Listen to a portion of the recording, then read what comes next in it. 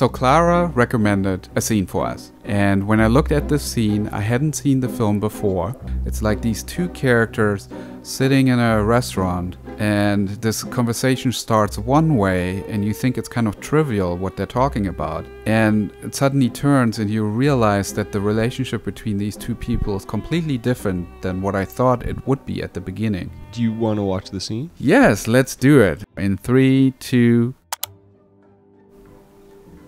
Okay, we are in a restaurant. We're seeing some cigarette smoke. Yeah, and it's cool because we establish it with this insert shot, which is a cool technique also of setting the mood just with this nice insert and seeing the smoke waft into it. Yeah, the camera is like far off over the shoulder.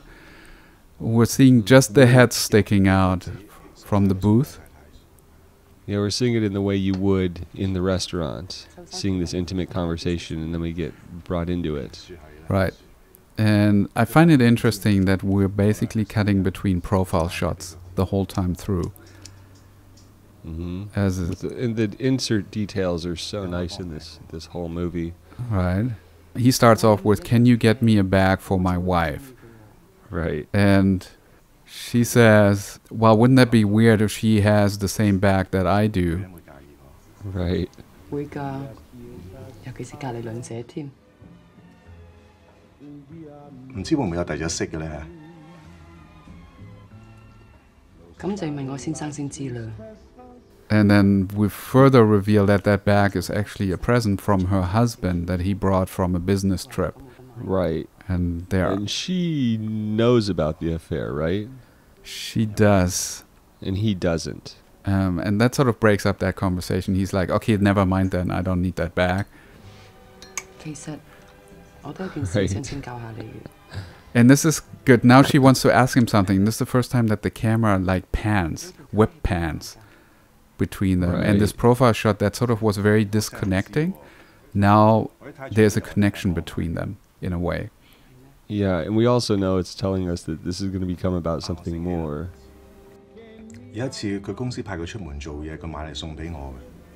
They both got their ties the same way, which is like he got his tie the same way she got her bag. Yeah, so she turned the conversation towards the tie and realized, oh, this is a tie that his wife bought him, and her husband wears basically the same tie. 我先生都有條呔同你一模一樣嘅，因為係佢事頭送俾佢嘅。 So same bags, same ties, they're giving each other presents. And this is where it dawns on him, oh.